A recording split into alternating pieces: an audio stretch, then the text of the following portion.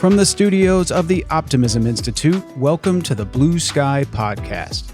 I'm your host, Bill Burke, and in every Blue Sky episode, we'll be speaking to leaders, researchers, and thinkers whose stories and insights will remind us that there is always blue sky above. Sometimes you just have to get your head above the clouds to see it. My guest today is David Novak. David is the retired chairman and CEO of Yum! Brands Incorporated, one of the world's largest restaurant companies with over 45,000 KFC, Pizza Hut, and Taco Bell restaurants, and more than 1.5 million employees in over 135 countries and territories. Prior to leading Yum! Brands, David held senior management positions at Pepsi-Cola Company, including Chief Operating Officer and Executive Vice President of Marketing and Sales. David retired from Yum! Brands in 2016 and went on to become the founder of David Novak Leadership, a digital leadership development platform he created to help people become the best leaders they can be. He's also the host of the top-ranked leadership podcast, How Leaders Lead with David Novak. And if all this weren't enough, David is also the best-selling author of several critically acclaimed books, including two that I've read and thoroughly enjoyed. His #1 New York Times bestseller, Taking People With You, The Only Way to Achieve Big Things, and The Education of an Accidental CEO, Lessons Learned from the Trailer Park to the Corner Office. David's been recognized as one of the world's 30 best CEOs by Barron's, one of the top people in business by Fortune magazine, and one of the 100 best performing CEOs in the world by Harvard Business Review.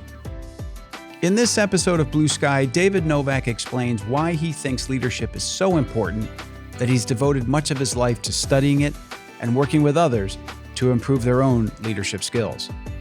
He talks about the role that optimism plays in leading and motivating people, what he looks for in new hires, and describes the remarkable work he's doing with his podcast and leadership training nonprofit. I hope you enjoy our conversation as much as I did.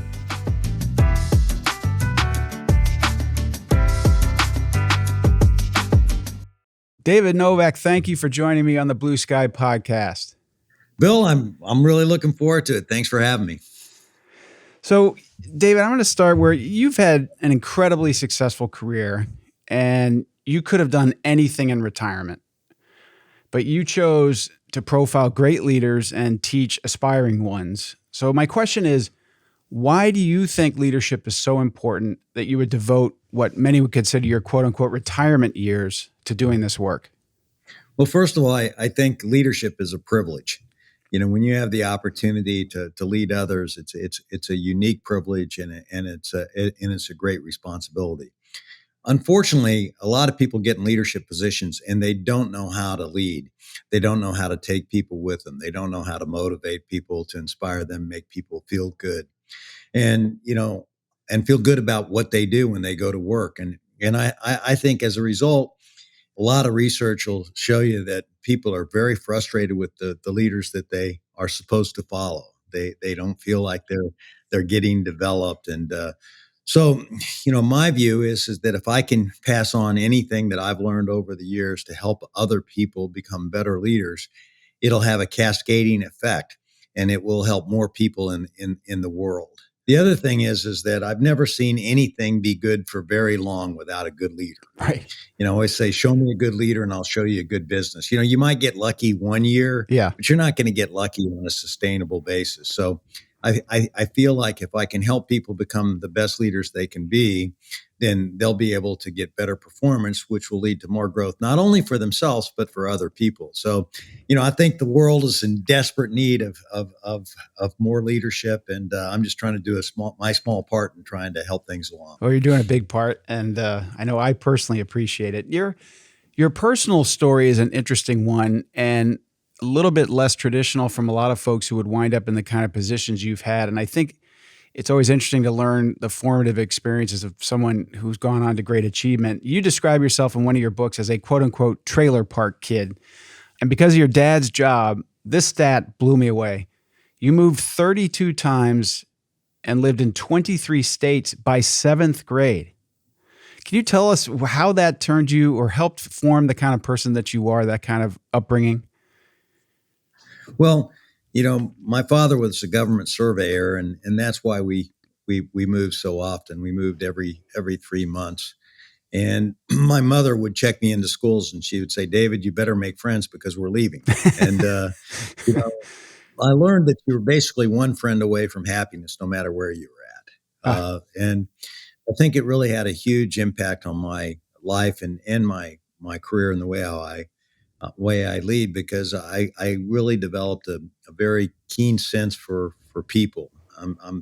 I don't know. It's one of my greatest strengths is I can kind of go into new situations, size things up, yeah. and really understand what somebody's all about. And I always say the formula for success is in business is get your people capability right, then you satisfy more customers, then you make money. Yeah. And too many people start out thinking about how to make the money, but not how to get there. And I think, my ability to understand people, select the right people, and learn how to make friends with the right people, I think has helped me throughout my life.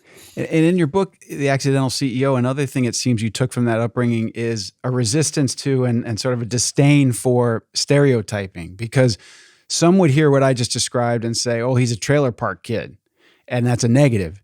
You described it actually was kind of an amazing way to grow up and a positive. Yeah, right. The typical stereotype for trailer, it's not a trailer park kid. It's like it's trailer park trash. Okay. Yeah, right. It's and that's you were being kind there. But I never really got that. I thought that everybody lived in trailer parks, and that's what I did. And I never saw myself as anything other than just a normal human being. But as I got older, I realized that my background was not necessarily desirable by a lot of people's assessment of what it would take to be successful. But I always say I succeeded because of my upbringing, not in spite of it. Because I had loving parents who wanted me to achieve the American dream. I had great sisters, and we were very, very close. When you travel in a trailer, Bill, you end up all sitting on the same sofa, clumped together watching television. And no matter how big the house is that I have now, when we get together as a family, we sit on top of each other. And you better get along. My wife says we clump.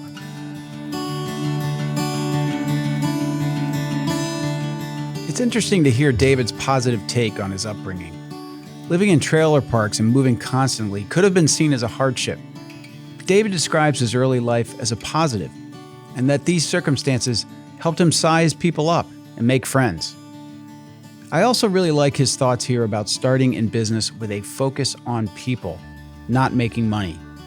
If you get your people right and you treat them well, they'll take care of your customers, and your customers will help you make money. The order of things here is really important. I next asked David about the role of optimism in leadership, and specifically whether he'd ever met a successful leader who wasn't an optimist. I don't think so. People manifest their optimism in different ways. I believe that, positive energy lifts people up, negative energy brings people down. I tried to surround myself with people who had that positive energy, and have the Eeyores of the world go somewhere else and make people miserable. I think the first responsibility of leadership is to define reality. And then, as a part of that, Napoleon Bonaparte said the second responsibility is to create hope. It's one thing to go in and define reality and tell everybody it's going to rain and that, man, we're really in trouble if we don't change. But, what inspires people is the hope part of the equation. But if we do these things, here's how we're going to be able to win together. And I think it's that hope that keeps people going. And that's why I love your Optimism Institute. I think, in this world where we have so much divisiveness, so many haters on each side, or if you want to pick a side, it's kind of nice to think there's somebody like you out there trying to get people to think about the importance and value of optimism. But you're right. I have never ever seen someone be very successful without being able to turn the corner and provide hope and optimism in terms of what can get done. Well, and one of the things you wrote about, and thank you for the kind words, I appreciate it. One of the things you wrote about in one of your books is that mindset is a choice. And I think it's an important thing to talk about because I've talked to some people who say, well, you're either a glass half full or glass half empty person. It's sort of like you're either born a lefty or a righty, an optimist or a pessimist. And you would suggest it's a choice.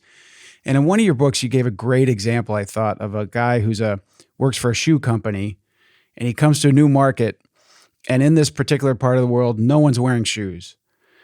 And that person could either say, we're toast, we're never going to sell, people don't wear shoes here. Another could say, what a huge opportunity. We could sell a ton of shoes here because nobody's got them. Can you talk about that mindset as a choice? Well, I think that's what a leader's job is to do. It's to define the opportunity.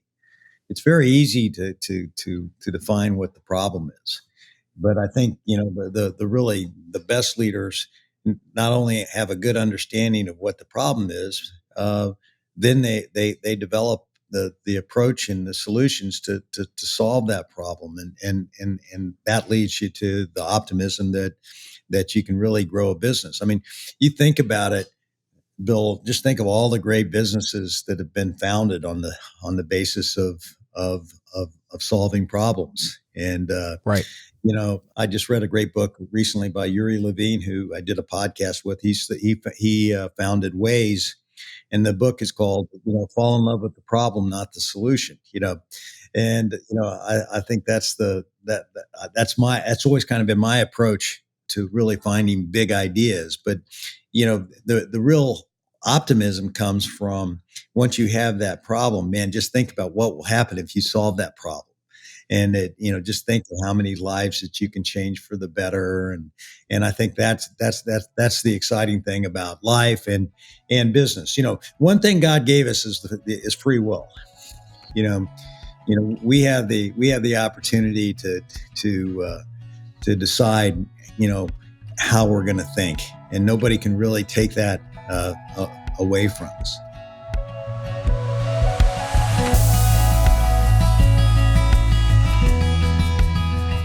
There's a simple maxim here that I think makes a ton of sense. David says that the leader's job is not just to identify the problem, it's to define the opportunity. What inspires people, he says, is the hope part of the equation. And David asserts that our outlook is a choice, that we own our ability to decide how to think. And getting back to our conversation, I knew that providing recognition in the workplace was perhaps the most consistent and important hallmark of David's wildly successful career.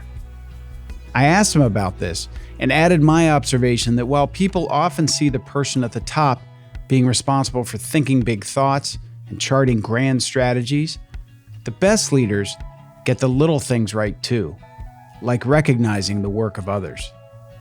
I asked David to talk about an incident early in his career that got him thinking about the importance of rewarding a job well done.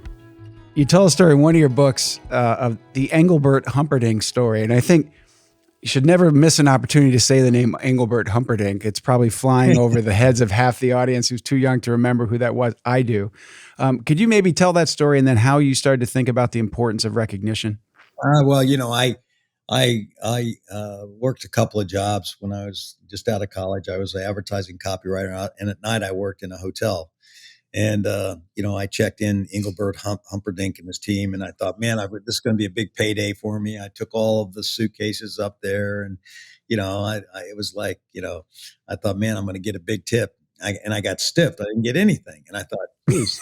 I mean, here's this guy has all this money, all this fame, and he can't give a guy like me a couple bucks for taking his suitcases upstairs. And I'm telling you, it wasn't just one; it was a lot of them. But it kind of stuck with me. I think people need to be appreciated for what they do. And then I've had many experiences throughout my business career that showed me the importance of that and the value of that. So, I've always believed in the importance of showing appreciation to people who are getting jobs done. People leave careers or change jobs for two reasons. Number one, they don't get along with their boss. And number two, they don't feel appreciated for what they do. And, I think both of those are kind of tied together, you know, And so I have always tried to create an environment of appreciation and recognition. And in fact, one of the concepts that I really teach and talk about in leadership is what I call purposeful recognition. You know, what are the behaviors that will drive performance in your business? Identify what those behaviors are, and then recognize the heck out of them whenever you see them. And guess what will happen? You'll have more people do those behaviors because they know that's what you value. And it's a very common sense kind of approach, but man, it really does work. And one of the things about common sense is it's not that common. People don't do it. And Exactly. but I think recognition is one of those things that makes a lot of sense. And if you do it, I think it's your secret weapon in leadership. I agree. And it's surprising how hard it seems to be. And I think about, a lot of leaders think that the feedback loop is going to be at the annual review or the half year review. That's when I'm going to really tell someone how they're doing. And folks tend to emphasize the negative as Yeah. opposed to consistently sort of catching people doing the right thing and calling it out and rewarding. It seems to me a lot more powerful than criticizing when they think things go wrong. Yeah, I think that spontaneous recognition is the best way to recognize people. Number one, identify those behaviors that are important to your company and to your team. Make sure that everybody knows about it. Okay. Yep. And then when you see those, recognize people when they do it and do it on a spontaneous basis. I mean, I would be in a meeting sometime and somebody would make a great presentation on how we could be more innovative, and I get all excited about it. I get up and I go into my office to get my recognition award, go back right in there and say, hey, Sally just made a fantastic presentation, and because of what she just showed us today, we're going to grow the heck out of our business. I want to give you this award, and thank you very much for all you do. And everybody clap and applaud and all that kind of good stuff. And, it works. And then what I found is when the leader starts doing it, there's this concept called the shadow of leadership. Once you do something, everybody else does. Right. And so everybody in our organization really made recognition one of our top behaviors, because we really believed that recognition was one of the behaviors that we wanted to drive, because recognition drives results. Sure. And so we really made it our number one cultural value that we had in our company. And what I find amazing too about some of these simple acts of recognition is just how efficient a use of a CEO's time this is. It doesn't take very long. That story you just told of, walking over and grabbing a recognition award might have taken you 25 seconds. Right. And the ripple effects and the long-term effects of everyone in that room and that person who will remember that you did that for years is phenomenal. Yeah, it travels like you can't believe. The ripple effect is a great way to describe it. I always talked about being a ripple maker, and Yeah. and I think that it doesn't take that long. And when you're a leader, people watch what you do. A lot of times people think you're judged by your intentions. No, you are judged by your actions. Yes. And and as a leader, when you show appreciation, it's inspiring, and it gets other people to want to do the same kind of thing. So let's talk about ripple effects, because many of us might lead a team of 5, a company of 100. At the height of your time at Yum Brands, I believe you were pushing 2 million employees, 1.6, 1.7 million employees in 120 countries, something like that. Mm-hmm. Those are staggering numbers. Yeah, it was a lot. Staggering numbers. Would you think about that sitting in your chair? How can you move the needle with that many people around the globe consistently? Yeah. Well, I think that you have to make your culture your number one focus. I studied a lot of companies and a lot of leaders, Bill, and I would go there to try to understand what processes they put in place to really drive the results that they got.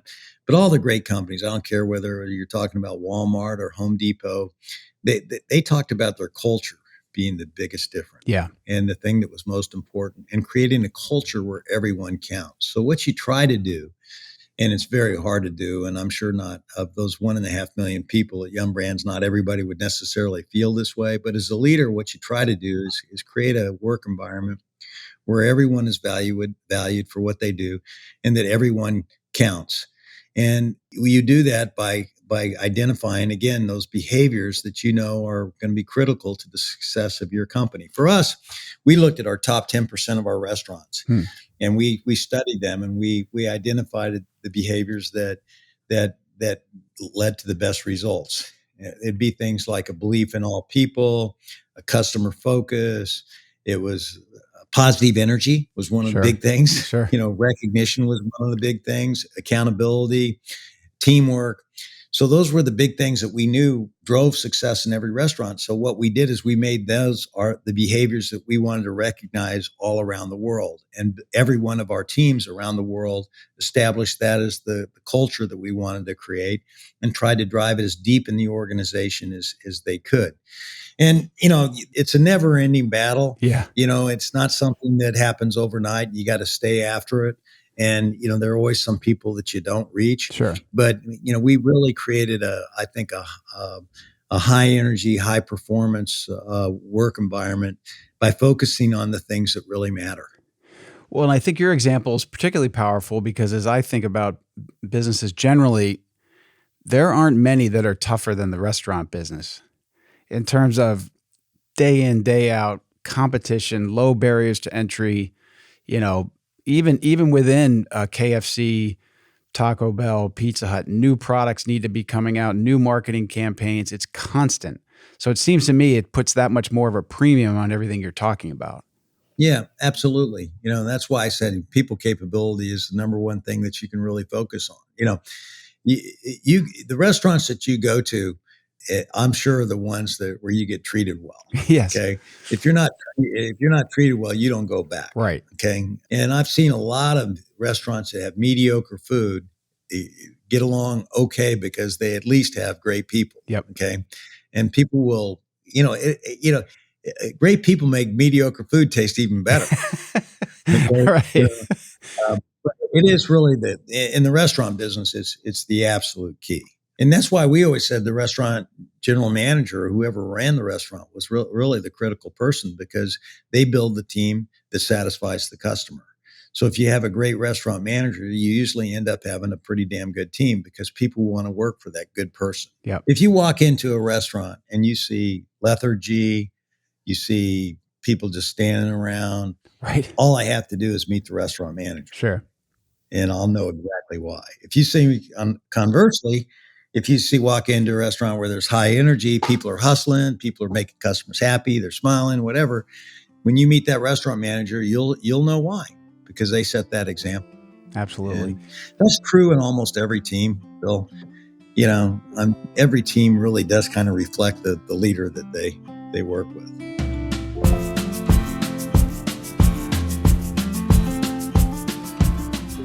David talks here about what he calls the shadow of leadership. From my own experience, I agree that people watch what their leader does, they key off that person's energy, and respond to what they emphasize and reward. Listening to David, it's easy to understand how he was able to motivate such a huge workforce to deliver the kind of results he was looking for. And I think we all know what he's talking about when it comes to great service making a mediocre product better, or the type of energy that you can instantly feel when you walk into any business and quickly get a sense for how that place is being led. I next talked to David about something he mentioned in one of his books about worry, and how from his experience, 90% of the fears you worry about never come to be, and the 10% that do aren't as bad as you thought they'd be. Since it seems to me that worry can be a barrier to optimism, I asked him to reflect on this. I think I write about that in the context of going into new situations. You always have to work through the anxieties. We all have to figure out. I did that all the time. When you check into a new school, you have to work through the anxiety Sure. of going into a new situation, and you'd have all these fears. But as it turned out, hey, people were pretty good, and they're kind of rooting for you, and things will work out okay. And I think as leaders, you can't be blind to the problems that are out there. Sure. Okay. And the potential things that could go wrong. You got to understand what they are. So you're dealing in realism. Okay. But you can't let those negative things paralyze you into inaction or paralyze you into a situation where you really can't move forward with confidence. And I think that kind of fear that holds you back is many times unfounded because once you take those first steps and start jumping into the pool, okay, yeah, you might find that there's a shark in there, or but you'll figure out how to deal with that shark, okay, and get around that shark so you can go to the next point. But you got to get started, and tackle each obstacle as they come along your way. And as I've been doing this work, David, I'm trying to pull out consistencies or threads that I see across many of the people I speak with and learn about. And one of them in optimistic people, one of them that I might not have thought of that absolutely applies to you from everything I know is the value of being a lifelong learner and the value of constantly working on self-improvement. And so today I'm talking to someone who has accomplished everything you could possibly imagine in business and other things. And yet still you have a practice, for example, where you write on an index card, what are you today and what do you want to be tomorrow? I mean, you're just constantly learning. Can you talk about that? And do you agree with me that that's an important thing to maintaining a vital and optimistic mindset? Well, I think learning is critical. In fact, I'm writing a book on learning right now. It's called, it's on active learning. I started out thinking that, uh, being an avid learner was the number one trait that the best leaders have. Okay. And then I thought, well, Tom Brady could learn how to throw a ball, but if he didn't, put it to practice, okay, he wouldn't have thrown so many touchdowns. Okay. So it's really active learning. You got to learn, look around, find out what's going on, and then apply it to your life and into your business. And, so I'm in the midst now of writing a book on how to learn from things like your environment, how to learn to prepare, how to learn by, recognizing with purpose, but I'm really focused in on that because I think learning is a critical thing. I do all these podcasts with great leaders, and I've come to the conclusion. People always ask me, what traits do they have? And I think that they have an uncanny combination of confidence and humility. Okay. The confidence comes, first of all, you're not going to follow someone, okay, that you don't believe in. Okay. And so you got to act like you're confident, even if you're not. Okay. But you got to give people a sense that they're going to win. Okay. And because that, people will follow you if you do that. But then it's combined with humility. And what humility says is, I need you, okay? And I don't know everything, okay? And that humility says, hey, there's so much I need to learn, and you can help me learn it. Yes. Okay. And together we can win together. And so I think confidence and humility, it's a unique combination because on the one hand, you say, oh, you got to be confident. So I don't need any, I can get it all done myself. No. You're confident because you know you have the ability and you believe in where you're going, and that inspires other people. But your humility gets everybody to want to work for you because you let them know you need them. Yes. And that's all a part of the learning process. You said in one of your books, and I'd never heard it described this way, you said, everyone you meet knows something that you don't know, which I thought was a great way to put it. Yeah. Yeah. And it's true. I mean, I don't know you that well, but if we sat down, we talk for an hour, I guarantee it to you, you'd tell me a lot of things that I don't know.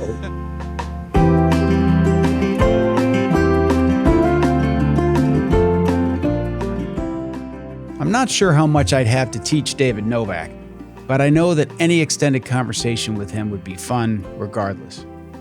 And speaking of fun, Ted Turner popped in my head when David said that while sweating out a decision to try something new, sometimes the most important thing is simply to get started.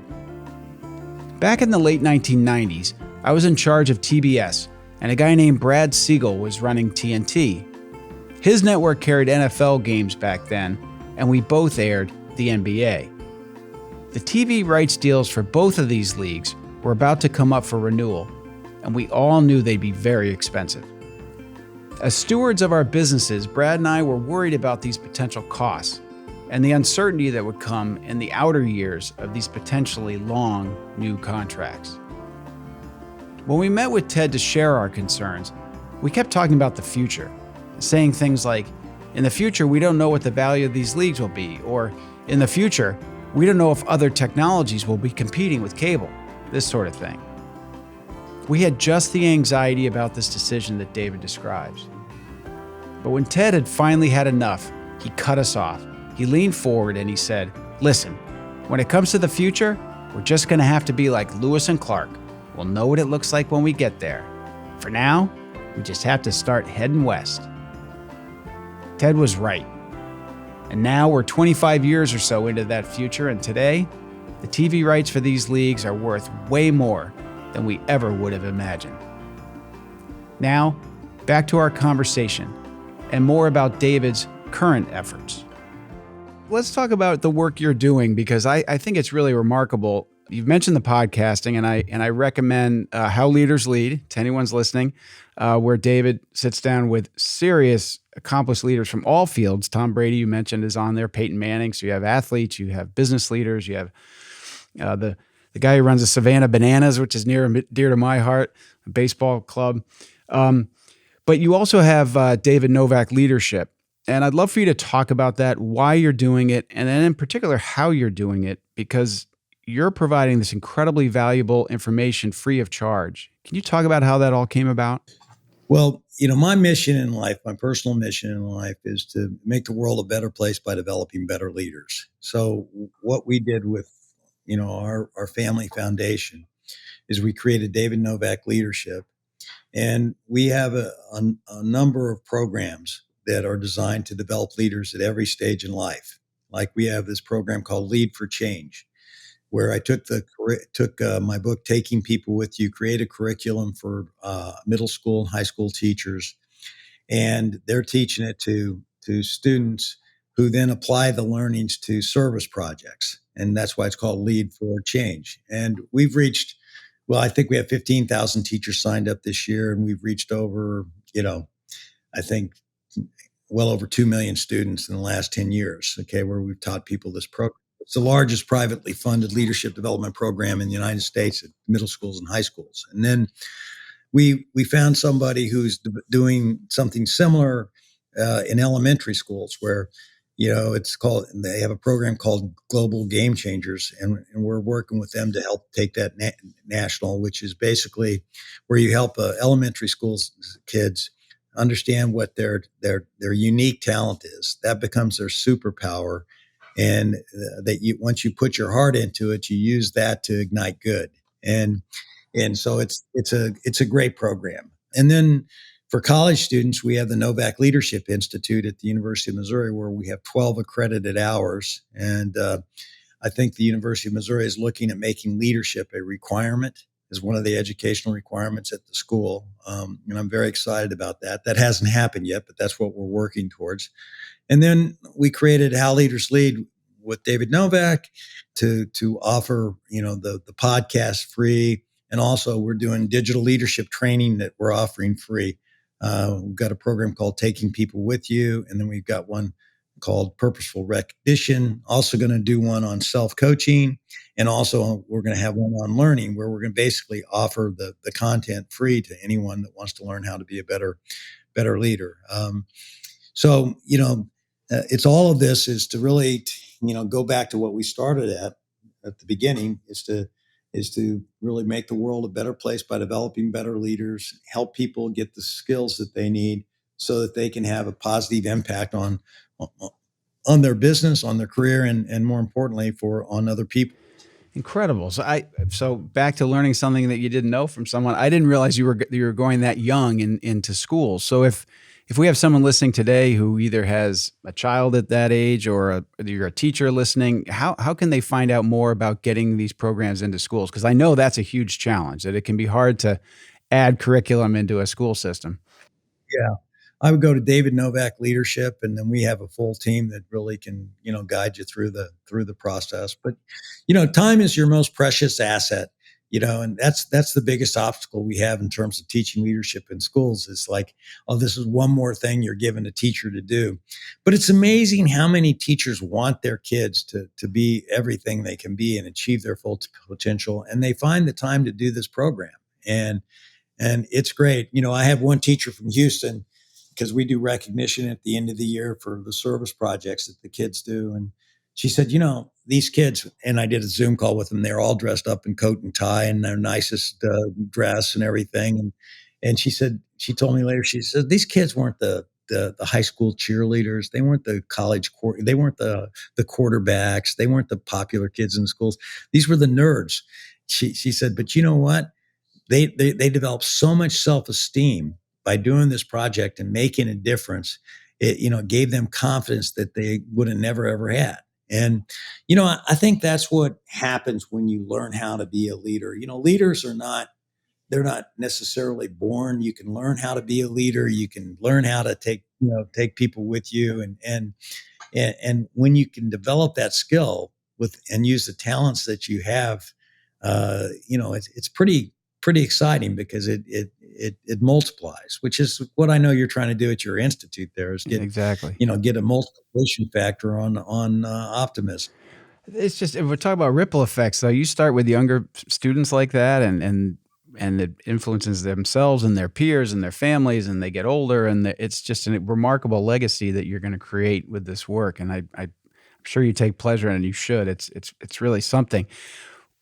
One of the things you wrote about earlier in your own career, you were sent to some training yourself, and I found some of these lessons very interesting from Jack Byram, who was someone I had not heard of, who also trained Johnny Carson, of all people.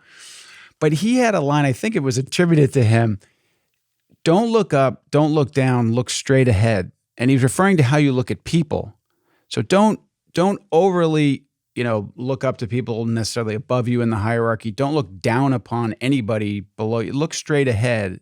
Can you talk about that, and also anything else you learned from Jack Byram? Because I have a sense he left a ripple effect that influenced you greatly. Yeah, I love that. I love that phrase. Don't look up, don't look down, always look straight ahead.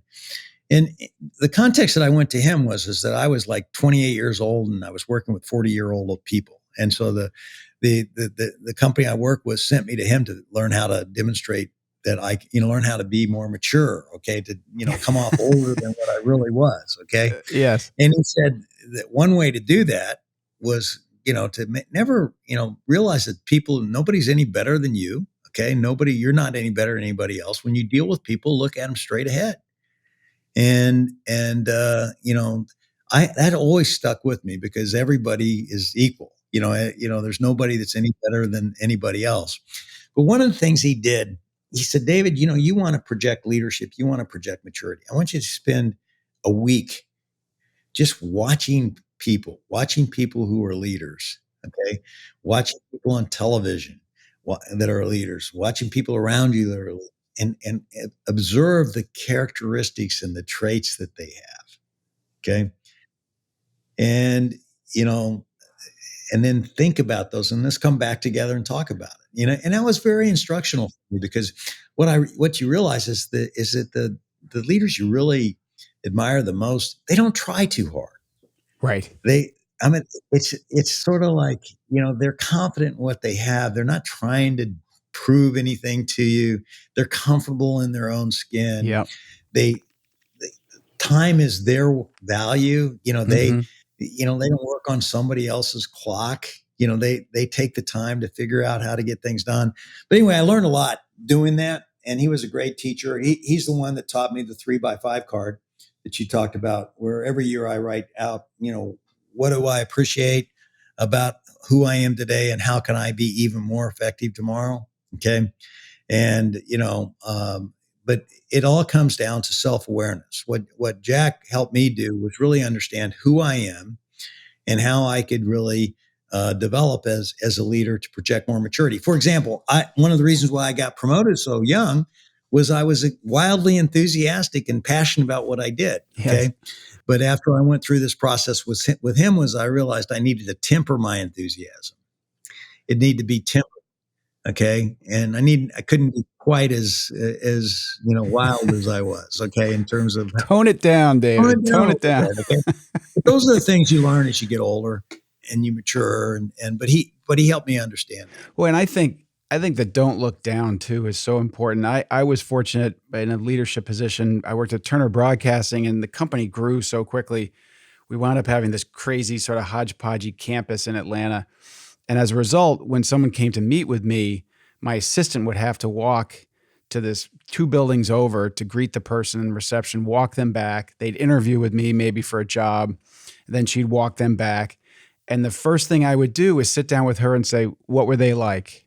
How did they treat you? Because she was my assistant. She wasn't going to make the hiring decision. She was way lower on the totem pole than this person was going to be if they got the job.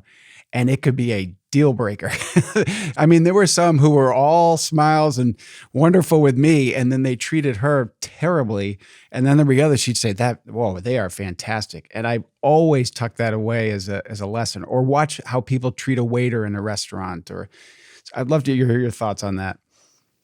Well, I totally agree with that. And I think that's using common sense in terms of how to identify the people you really want to have on your team. I always did the same thing. That's why if I was ever going to interview anybody or hire anybody, I always wanted to interview them over dinner, and I usually wanted their spouse there. You can learn a lot from their spouse as well. If they were married, and because I think you can observe how they not only interact with you, but how they interact with other people. But I also had another really simple question that I would always ask myself whenever I interviewed somebody, which is, would I want my daughter to work for this person? Hmm. And if I couldn't get the yes on that one, never happened. Interesting. But my daughter was younger at that time and coming out of school. Would I want her working for this person? And, it's a very good question to ask, or ask the question, would I want to work for this person? Right. Is this somebody that at a different stage in my career that I could have learned from? Would this person make me want to go to work every day? Okay. It's a big mindset shift, because usually, by definition, you're recruiting someone who's going to work for you, and so you're looking potentially for all the things how they're going to help you. But if you really want that ripple effect of culture in your organization, they better be someone that other people want to work for. So it's a really important thing to remind yourself of. Yeah. Well, I've never seen anybody get anything big done by themselves. Okay. Right. So you ultimately, you got to take people with you to get things done. And so, even if you're at the top of the organization interviewing somebody that's going to work for you, if you can't come to the conclusion that they're going to be able to motivate the people that work for them, you're heading towards a bad hire.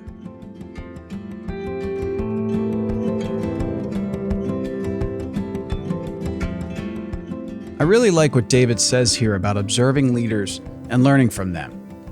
You can do that in your own workplace, of course, and it's also helpful to learn about great leaders from the past through reading books or watching documentaries. But regardless of how you do it or whom you study, I think it's important to focus on lessons from these people that make sense for you. As David says, you need to be comfortable in your own skin. So if a particular leader has a style or mannerisms that you admire, but are ones you could never authentically pull off yourself, don't bother trying. And the question David says he used to ask when hiring someone, would I want my daughter to work for this person, is pretty great, and a terrific way to cut through the noise when making important and difficult decisions about bringing someone new into your enterprise. Turning back to our conversation, I had to talk to David about one of his career achievements that I didn't want to go unnoticed. It has to do with a salty snack of all things, and it's one that also provides a great lesson in leadership. I can't let this interview go without giving you credit for helping create Cool Ranch Doritos. Cool Ranch Doritos played a very important role in the lives of many, including myself. I'm over the phase now, but you told a story about how that came about, and you're at Frito-Lay at the time, and you're trying to grow the business, and instead of hanging out in the snack food line, you went to the refrigerated, the salad dressing. Can you just quickly talk about that? Because I think it's a really instructive example of how opening your mind, being a learner, can create one of the all-time great products, Cool Ranch Doritos.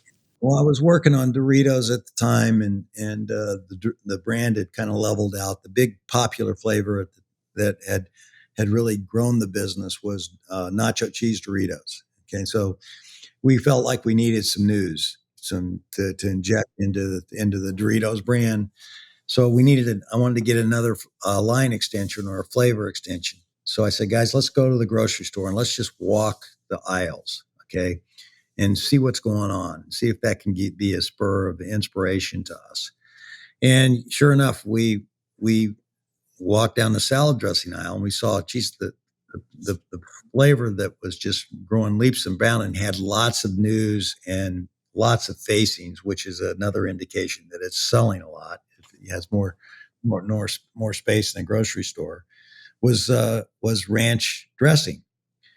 So I said to myself, geez, what if we put a ranch flavor on Doritos? So I went back and I called Dennis Hurd, the head of R&D at Frito-Lay, and said, hey, do you think we could make a ranch flavored Dorito?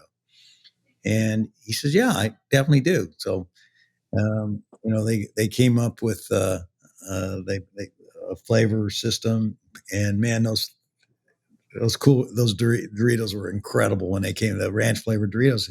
And then we wanted to give it a name, and we learned there from nacho cheese Doritos. We could have called it cheese Doritos, but that didn't have that much of a cachet. So we wanted to put a unique image onto a known quantity. Nacho was the unique image on cheese at the time, which was the known quantity. So okay, we need to put something on ranch to give it sort of a unique image. So that's when we decided to call it Cool Ranch Doritos. I love that. But I use that example all the time because most people, when they're looking at their business, they look within their own category. Yes. And they would go to the snack aisle to see if there was anything new. Okay. But I think that the great learners are pattern thinkers. They look at what's going on in other categories and then say, oh, how could I apply that to my business? Okay. And that's what we did with Cool Ranch Doritos. And by the way, one of the things we did when I was running marketing at Pizza Hut, we stayed within the category and we went to California Pizza Kitchen. And California Pizza Kitchen at that point in time was the hottest new concept in the restaurant industry. And they had I these remember individual pizzas where they had barbecue chicken pizzas, Thai chicken pizzas, BLT pizzas, all this stuff. So we went and I took my team there and we ate, all these pizzas, and we loved the creativity.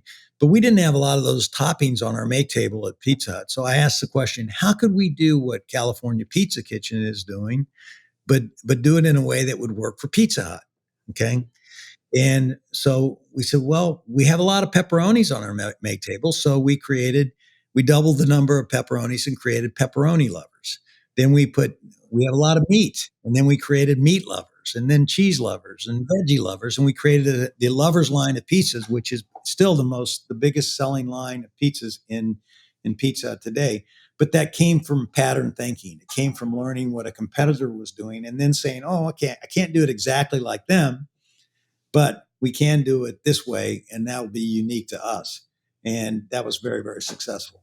Well, and it's interesting to think about, I think, because that's a way to be successful in business. And I think some of it applies to life, in that one of the things that keeps people from being positive and optimistic is they feel like they've run into dead ends and they've done everything they could possibly do in this part of their life, and they're not thinking about these other possibilities. I mean, quite literally, walking down the salad dressing line created this whole new segment in your business. And I'm sure it could apply to other things in life where you've run into this dead end. It's like, well, let's step back and think totally differently and optimistically about a different approach. Is that something that you've applied in your own personal life too? I try to. I get down sometimes when I'm not necessarily Sure. winning, but I always try to put yet at the end of those sentences. Like I haven't done it yet. I haven't learned how to hit the ball this way yet. Okay. You know, and then I try to develop an action plan that will get me there. Okay. And it doesn't necessarily have to be a huge thing. So you can take little steps towards that. Okay. There's a great book that I just started reading called Tiny Habits. Okay. But it's just it's you don't change overnight. It's the little steps that you take that'll get you to a greener pasture someday. And And you don't let setbacks get you down. that you look at that's part of that book too, is that the failures allow you to go forward. And by the way, when I talk to leaders, some leaders, they hate to use the word failure. They don't even allow failure in their company. Like Shantanu Narayan from Adobe, he just hates the notion of failure, because it's failure. What we would call as a failure is primarily a learning experience, and as long as you learn from what happened and don't repeat it, then you're further down the line. But I think that's what optimism is all about. Optimism is all about the possibilities ahead. Okay. And the possibilities ahead are what really drive us. I always talked about, the importance of identifying your unfinished business. What's your unfinished business? Okay. And, that's what life is all about. Life is attacking your unfinished business I and love going that. after it and believing that you can actually do it. I've got, like right now, I've started writing country songs. Okay. Come on. Yeah, I'm writing lyrics for country songs. I've written 6 of them. I'm going to try to do 4 more, and I'm going to try to have my own album. Now, that doesn't mean anybody's That's going to make it. great. So it doesn't mean it's going to be on the radio, but this is something I've always wanted to do that I'd never done. I carried songs around in my head for years, and now I'm writing them. That's great. Teaming up and collaborating with people who can play the music, and together we're doing some great stuff.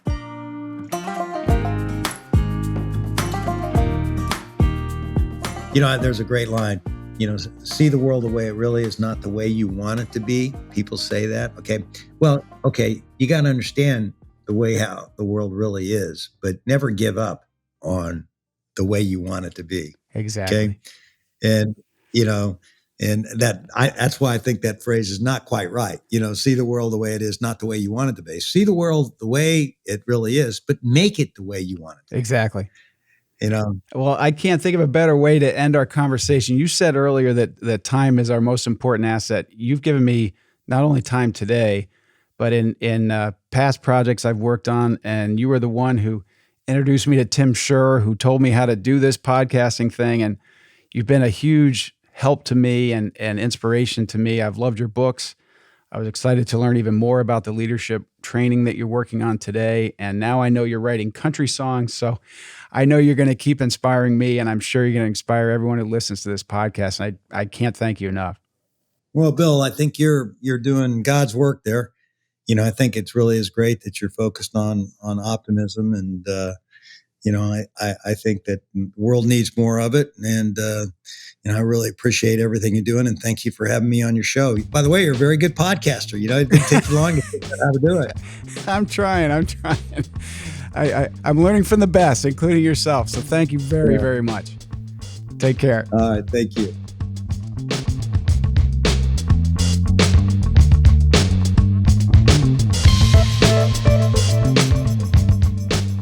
See the world the way it really is, but make it the way you want it to be.